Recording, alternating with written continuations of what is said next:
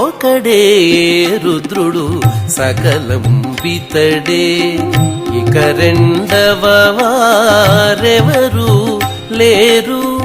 ఒకడే రుద్రుడు సకలం పితడే, ఇక రెండవ వారెవరు లేరు. ఎవడు సర్వసమర్థుడో వాణ్ణి మనస్సులో పెట్టుకున్నవాడు ఆడిన మాట కూడా సర్వసమర్థమైపోతుంది. ఎవడు సత్యస్వరూపుడో వాణ్ణి మనస్సులో పెట్టుకున్నవాడు ఆడే మాట కూడా సత్యమైపోతుంది. అంతే కదా.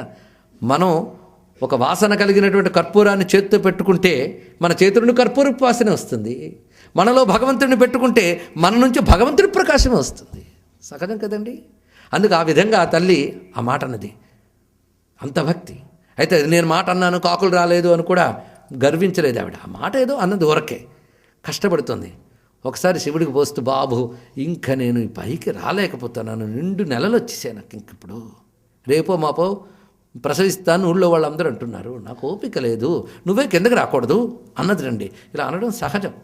ఎందుకంటే ఆమె నేను లింగం మీద రాయి మీద నీళ్లు పోస్తున్నాను అనుకోలేదు. అనుకుంటుంటే ఇలా తిరుగుతుందండి. మా శివుడు అని ప్రేమగా చూస్తుంది. అలా ప్రేమగా ఎవడు చూస్తాడో వాడు దేవుల్లో చూస్తున్నాడు, దానిలో కూర్చుంటాడు ఆయన.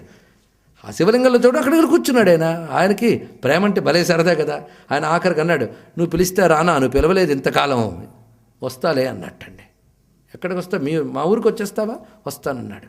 ఎలా వస్తావంటే నువ్వు వెళ్తూ ఉండి నేను వెనక్కి వస్తానన్నాడండి. అయితే ఒక్కటే, ఎప్పుడు వెనక్కి తిరిగి చూడకు సుమా, వస్తున్నాడే లేదా అని డౌట్ పడకు. వెనక్కి తిరిగి చూడడం అంటే డౌటేగా. ఇలాంటి కథలు మనకి ఎన్నో కనబడతాయి భారతదేశంలో.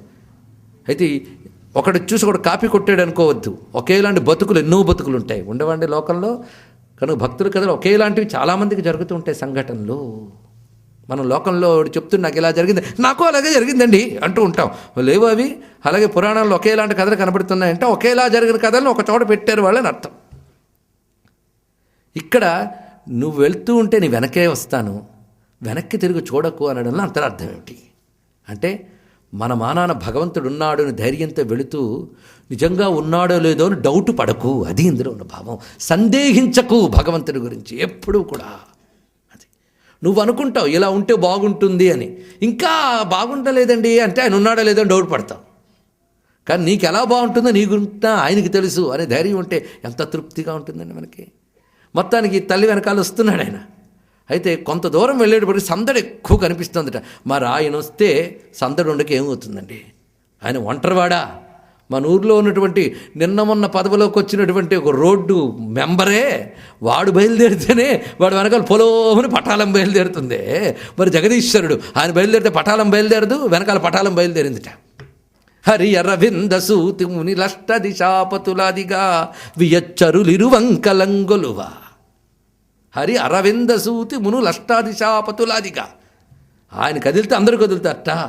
అందుకే కృష్ణుడు చెప్తున్నాడు బ్రహ్మవేత్త పురాణంలో ఏమనంటే, ఎవరు మహాదేవ మహాదేవ మహాదేవ అంటారో వారి వెనకాల శివుడు పరిగెడతట.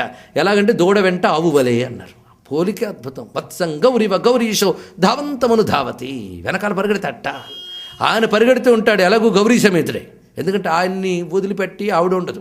అందుకని ఏటో పరిగెడుతున్నలే కానీ నేను ఎందుకు పరిగెత్తాడని ఊరుకోతట ఆవిడ. ఆయన పరిగెడితే ఈవిడే పరిగెడుతుంది. అదే కదండి, తన వెంటని సిరిలచ్చి వెంట అవరోధవ్రాతమున్. హరి కదిలితే సిరి కదిలింది, శివుడి కదిలితే గౌరి కదిలింది. అంతే. ఎప్పుడైతే గౌరి కదిలిందో పార్వతీ పరమేశ్వరులు కదిలితే వాళ్ళని వదలలేక నేను లక్ష్మీ సమేతుడినే కదులుతాను. కృష్ణుడు చెప్తున్నాడు నారదుడితో ఈ మాట బ్రహ్మవేత్త పురాణంలో. మేమిద్దరం కదిలితే మమ్మల్ని వదలలేక దేవతలందరూ కదిలిపోతారు.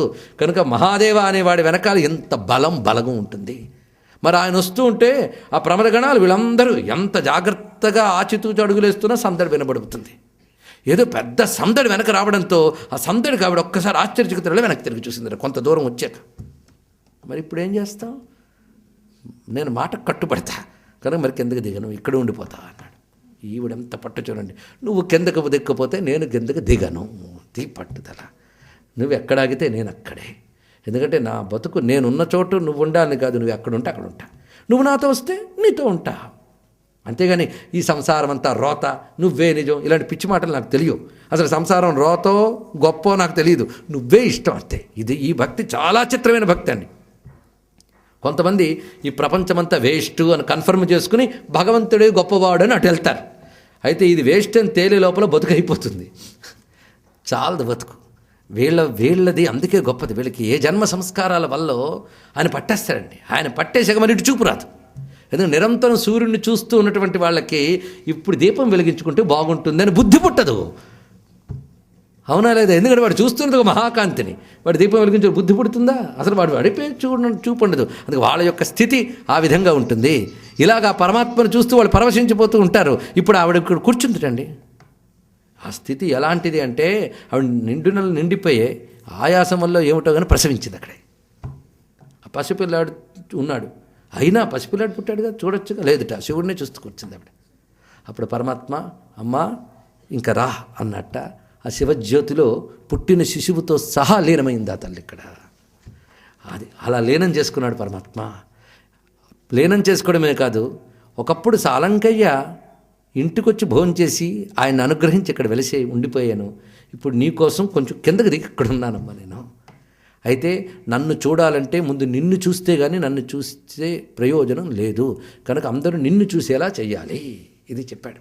ఈ వార్త ఆ నోట ఈ నోట పాకి పరమేశ్వరుడు చెప్పినటువంటి ఆ మాట ప్రకారంగా ఇప్పటికే ఆ తల్లి పేరున ఒక ఆలయం ఉంది, ఆనందవల్లి ఆలయం. ఆ తల్లిని నమస్కారం చేసుకుని తర్వాత శివుణ్ణి చూడాలట. ఇంతవరకు ఈ చెప్పినటువంటి శివక్షేత్రం మనకి నరసారావుపేట దగ్గర ఉన్న కోటప్ప కొండ, ఇది చెప్పుకున్నాం. ఆ కోటప్ప కొండ దీన్ని బట్టి చూస్తే ఒక్క క్షేత్రాన్ని కదిలిస్తే ఎన్ని కథలు పలుకుతాయో. అందుకే మన ధర్మం పుస్తకాల్లో కూర్చోలేదు, మన క్షేత్రాల్లో పండింది. దేవుణ్ణి తీసుకొచ్చి కూర్చోబెట్టాం మనం. కనుక భగవంతుడు గొప్పవాడని పుస్తకాలు చూసి చెప్పక్కర్లేదు, భక్తుల కథలు చూసి చెప్పుకోవచ్చు. వాటికి తార్కాణంగా క్షేత్రాలు ఉన్నాయి. ఇది మహాక్షేత్రం, ఇది దాని పేరు త్రికూటాద్రి. బ్రహ్మ విష్ణు రుద్రాత్మకుడైన పరమాత్మనాడు. వీరిని అనుగ్రహించినటువంటి ఆ దైవం దక్షిణామూర్తి. దక్షిణామూర్తి అంటే మోక్షప్రదాత, నేరుగా మోక్షాన్ని ఇస్తాడు. లయం చేసుకున్నాడు. నేరుగా లాక్కునే దేవుళ్లలో దక్షిణామూర్తి నటరాజు వీళ్ళిద్దరు ఉంటారు, బాగా గుర్తుపెట్టుకోండి. వీళ్ళు కొంతకాలం అవని చూద్దాం అనరు, లాగేసుకుంటారట, వాళ్ళకున్న శక్తి ఉంది. అందుకే దక్షిణామూర్తి క్షేత్రాల్లో ఇటువంటి ప్రత్యేకత ఉన్నది. కనుక తెలుగువారి దక్షిణామూర్తి క్షేత్రంతో మనం ప్రారంభం చేసుకున్నాం. అయితే మరొక దక్షిణామూర్తి క్షేత్రం ఉంది, అది కూడా మన తెలుగువారిదే. అయితే కొంచెం తమిళనాడు బార్డర్లో ఉంది. ఆ బార్డర్లో ఉన్నటువంటి ఆ దక్షిణామూర్తి ఇప్పుడు మాత్రం మన రాష్ట్రంలోనే ఉంది. కానీ తమిళులు కూడా దాన్ని అత్యంత ప్రసిద్ధిగా భావిస్తారు. అసలు తమిళులకైతే ఆ దేవుడిపై ప్రత్యేకమైన గ్రంథాలు ఉన్నాయి, వాళ్ళు అవన్నీ చదువుతారు. మనకి ఉన్నాయి. ఈ మాట నేను ఎత్తిపొడుస్తున్నాను అనుకోవద్దు దయచేసి. మనకు అంత ఎక్కువగా కనబడదు, తగ్గిపోతుంది రాను రాను మన సంప్రదాయమైనటువంటి విషయాలు. కానీ తమిళనాడులో ఇప్పటికీ తిరువాచకం, తిరుప్పావై, నాలాయిరం ఇవన్నీ చదువుకుంటారు వాళ్ళు. వాళ్ళకి సంస్కృతంతో పని లేదు అంటే అక్కర్లేదని కాదు, వాళ్ళకి సంస్కృతం ముట్టుకోనక్కర్లేకుండానే కావలసినవి ఉన్నాయి. అయితే మనకు లేవు, మనకు ఉన్నాయి. అయితే మనం అంగీకరించడం చాలా లేటు, అంగీకరించినా నమ్మకం తక్కువ. ఎందుకంటే 32,000 కీర్తనలు వేసాడు అన్నమయ్య. పోగొట్టుకున్నాం, మిగిలిన 14,000. 10 మనం రోజు చదువుకోగలుగుతున్నామా? ఆలోచించండి. పోతన గారు అంత భాగవతం రచించారు, ఒక్క పద్యమైనా చూస్తున్నామా రోజు? ఆలోచించండి. ఇది కావాలి మనకి. ఇప్పటికైనా ఒక అన్నమయ్య కీర్తనం, ఒక పోతన గారి పద్యం రోజుకొక్కడు చదువుకుంటామని నియమం పెట్టుకున్నా చాలా సంతోషం. ఎందుకంటే కొంచెం తీరుకున్నటువంటి స్థితిలోనే ఉన్నాం కదా అందరమును. లేదా టీవీ చూసే టైంలో కొంత తగ్గించుకుంటే సరిపోతుంది. మనకుంది సంపద, మనం పట్టించుకోలేదు. వాళ్ళకున్న కొద్దిని వాళ్ళు ఇప్పటికీ కాపాడుకుంటున్నారు. మొత్తానికి ఒక తమిళ భక్తుడు నేను చెప్పేటటువంటి ఈ తెలుగు దక్షిణామూర్తి మీద ఇంకో తెలుగు దక్షిణామూర్తి, కోటప్ప కొండ కాదు, త్రికూటముల మధ్య ఉన్నవాడు కానీ త్రికూటప్ప. ఆయన కూటప్ప కాస్త కోటప్ప అయిపోయాడు మనకి.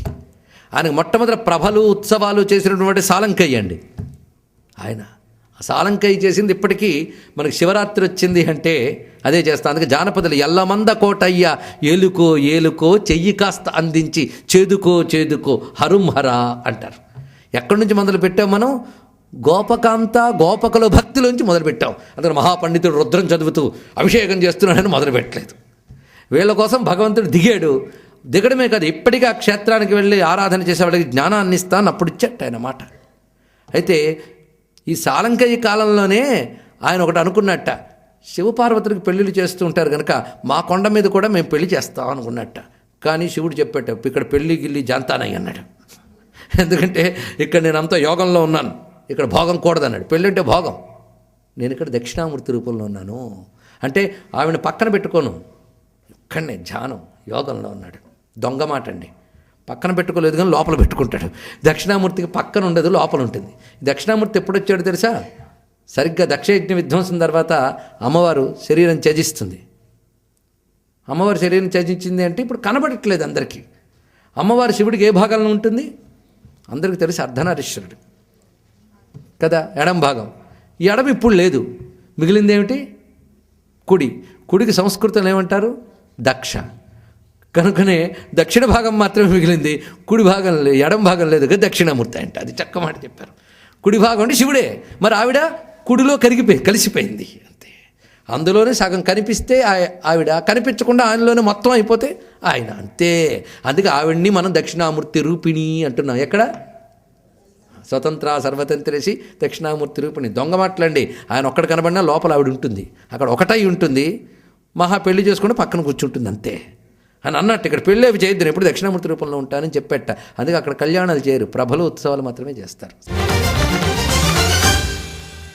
మీ అభిప్రాయాలను సూచనలను మాకు తెలియజేయాల్సిన చిరునామా భక్తి TV, care of Rachana television private limited, road number 92, Jubilee hills, Hyderabad 5,96,000. మా ఇమెయిల్ ఐడి bhaktihyd@gmail.com. మా వెబ్సైట్ www.bhaktitv.org.